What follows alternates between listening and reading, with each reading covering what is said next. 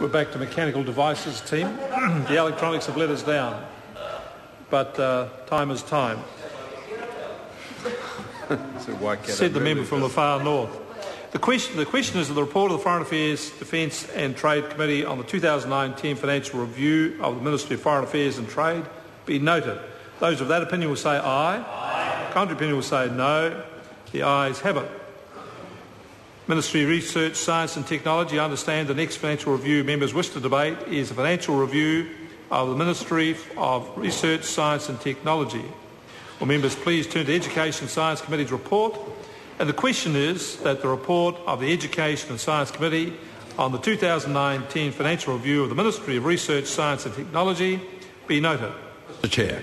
I call Dr. Paul Hutchinson. Mr. Chair, it is a great pleasure to speak on this review 2009-2010 relating to science and innovation because, Mr. Chair, even this afternoon we had the Minister of Science announce that since 2008, under this excellent national government, there has been an extra 13% increase in investment in science and innovation.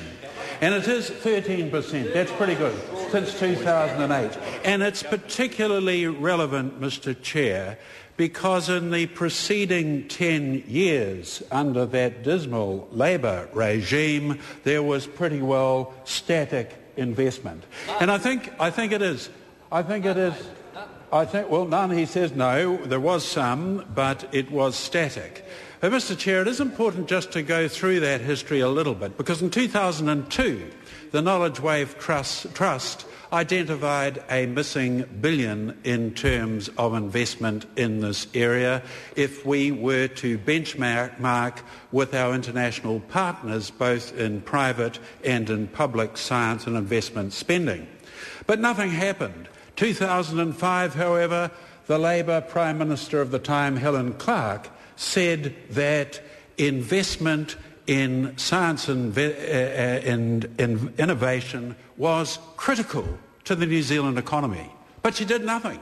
Nothing apart from spending lots of money on bureaucracy, heaps of money on non-productive health services. She absolutely mucked up the New Zealand economy. And certainly as a percentage of GDP, if anything, it went static to go down.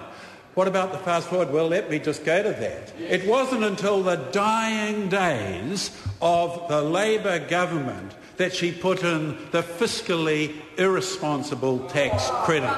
It wasn't until the dying days of the Labor government that she put in that fiscally irresponsible tax credit that basically had every accountant up and down the land licking their lips. That's what they were doing. That's how badly designed it was. And thank goodness that Prime Minister John Key came in 2008 and said that science and innovation would be central to his government, and he started doing things. He appointed the Chief Science Advisor, who has been incredibly useful. He launched the very prestigious Prime Minister Science Prizes, which also have been very, very important in raising the media attention and knowledge of science in this society. And there was, of course, the establishment and growth of the Primary Growth Partnership. Far, far better designed than the Fast Forward Fund.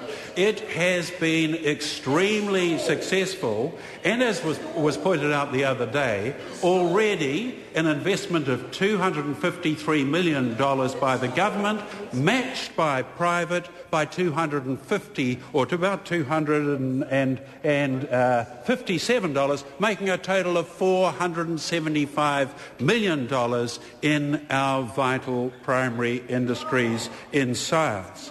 And of course, there has been the initiation of the Global Research Alliance, which has been one of the vital things for New Zealand to lead on and has been extremely well received by the international community. But Mr. Speaker, Mr. Chairman, the good news goes on, because this government has been determined to ensure that we have a lean, efficient, low compliance cost science system.